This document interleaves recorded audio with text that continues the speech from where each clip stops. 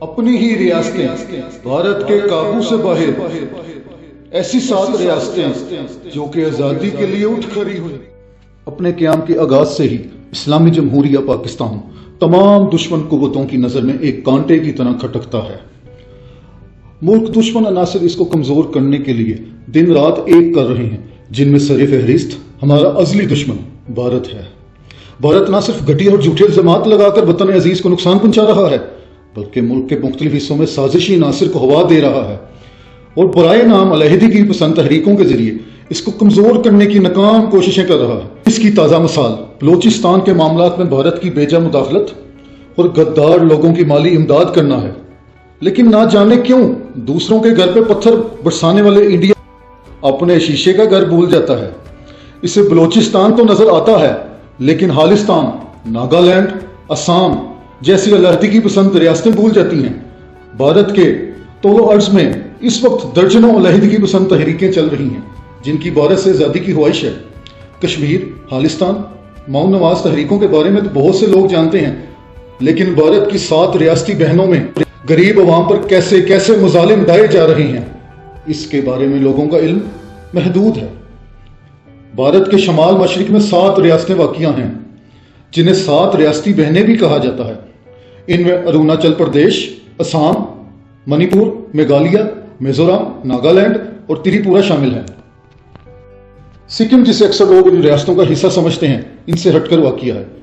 سکم ریاست، جس کو چین اپنا حصہ گردانتا ہے، کے بارے میں ایک تفصیلی ویڈیو جلد ہی آپ کو آنے والے دنوں میں اسی چینل پر دکھائی جائے گی۔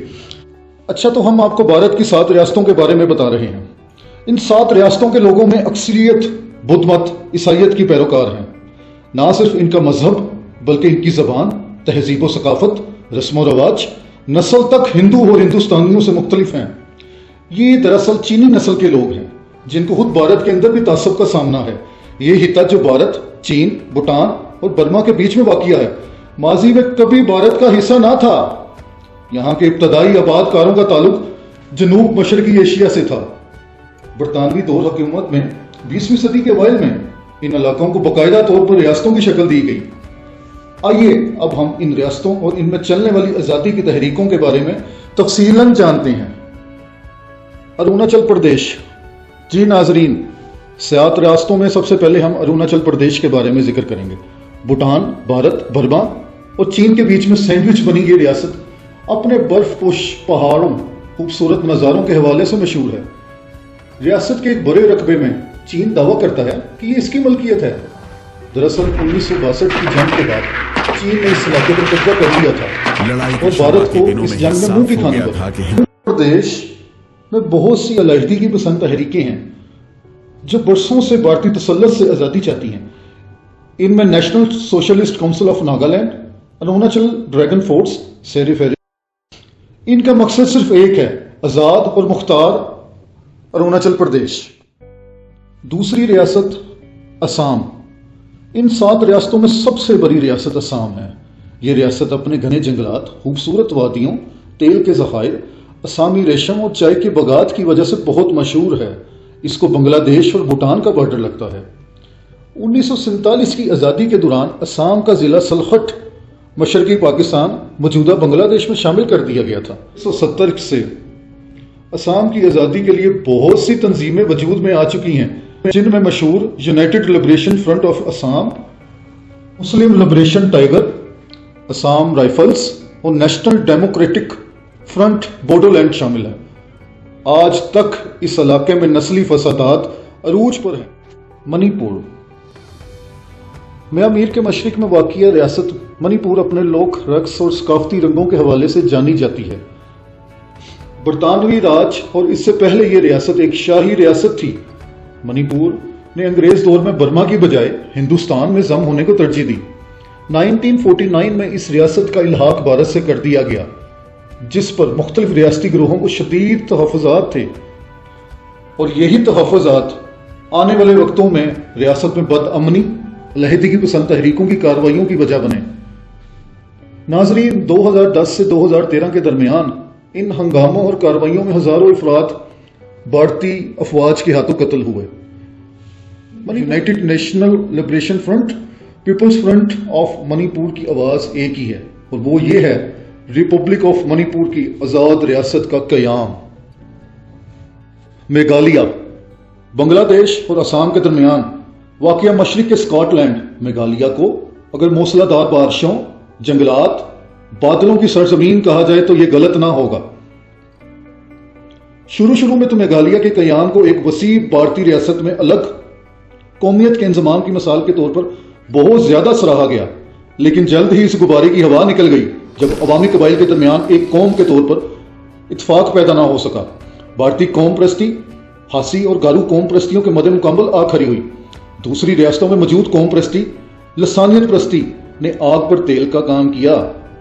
قبائلوں کے آپسی لڑائی جھگڑوں سے حالات مزید خراب ہوتے گئے اور اس طرح میگھالیہ میں بہت سی علیحدگی پسند گروہوں نے جنم لیا۔ پانچویں ریاست میزورام آبشاروں، جھیلوں، وادیوں اور پرانی رسومات کی سرزمین میزورام برما اور بنگلہ دیش کی سرحدوں کے ساتھ واقع ہے۔ دیگر ریاستوں کی طرح 1972 تک میزورام بھی پہلے آسام کا حصہ تھی۔ اسے آسام سے نکال کر ایک یونین اور پھر 1987 میں بھارت کی 23ویں ریاست بنا گیا۔ بھارت میں سب سے زیادہ قبیلے اس ریاست میں رہتے ہیں۔ ریاست میں بد امنی کی سب سے بڑی وجہ باہر سے آنے والے لوگوں کا بڑھتا ہوا اثر و رسوخ اور مقامی میزو قبائل کا نظر انداز ہونا ہے۔ یہاں بسنے والے قبائل علیحدگی اور خود مختاری کا مطالبہ کئی دفعہ کر چکے ہیں۔ میزورام فارمرز لبریشن فورس، عزومی انقلابی تحریک ایسی ہی علیحدگی پسند تحریکیں ہیں جو کہ بھارت سے آزادی چاہتے ہیں۔ ناگالینڈ آبادی کے لحاظ سے بھارت کی سب سے چھوٹی ریاست ناگالینڈ اروناچل پردیش، آسام، منی پور، برما کے درمیان واقع ہے۔ اس ریاست میں 16 قبائل رہتے ہیں جو زبان، رسم و رواج اور پہناوے تک میں ایک دوسرے سے یکساں مختلف ہیں۔ زیادہ تر آبادی عیسائیت کی پیروکار ہے۔ آسام میں اب بھی بغاوت جاری ہے۔ ناگالینڈ علیحدہ ریاست بن جانے کے باوجود بھارتی آئین کو ماننے سے انکاری ہے اور یہاں بھی بقیہ ریاستوں کی طرح آزادی کی زبردست تحریک جاری ہے۔ 1947 میں جب ناگا قوم نے بھارت کے ساتھ شامل ہونے سے انکار کر دیا اور ایک الگ اور آزاد ریاست کا اعلان کیا، تب بھارت نے اس علاقے پر فوج کشی کر دی۔ بہت سے نوجوان مارے گئے، لیکن حریت پسندوں کی بھارتی فوج کے خلاف مزاحمت ختم نہ ہوئی اور ایک بار پھر 1955 میں ناگا قوم نے بھارت سے علیحدگی کا اعلان کر دیا۔ بھارت نے اسے بغاوت تصور کیا۔ ناگالینڈ میں بھرپور زمینی اور فضائی کارروائی کی گئی، جس کے نتیجے میں ہزاروں کی تعداد میں ناگا قوم کے لوگ مارے گئے۔ ان تمام اقدامات کے باوجود ناگے خاموش نہیں بیٹھے اور احتجاج پھر سے شروع کر دیا۔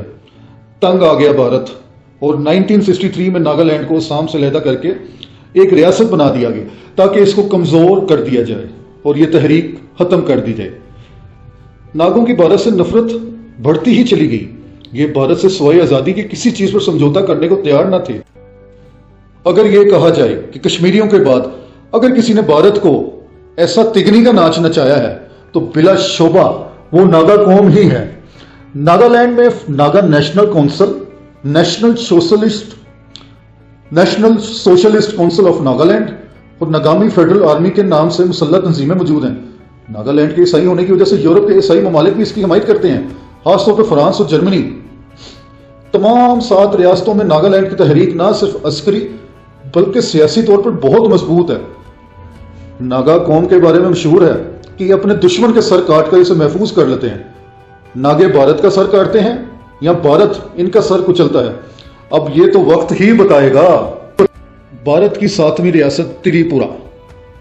تریپورہ وہ آخری شاہی ریاست ہے جس نے حکومت ہندوستان سے 1949 میں الحاق کیا۔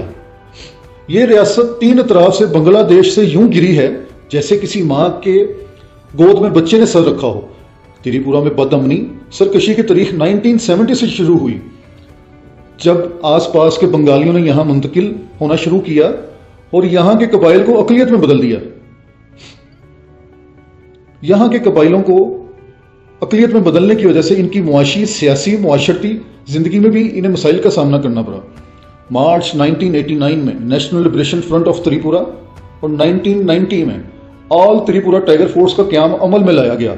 ان گروہوں کے قیام کا واحد مقصد صرف بنگالی مہاجروں کا ریاست سے اخراج تھا، لیکن بھارتی حکومت کی ہٹ درمیوں اور نا انصافیوں سے تنگ آ کر ان تنظیموں نے اپنا دائرہ کار وسیع کر دیا اور بھارت سے نجات کی تحریکیں تیز سے تیز کر دیں۔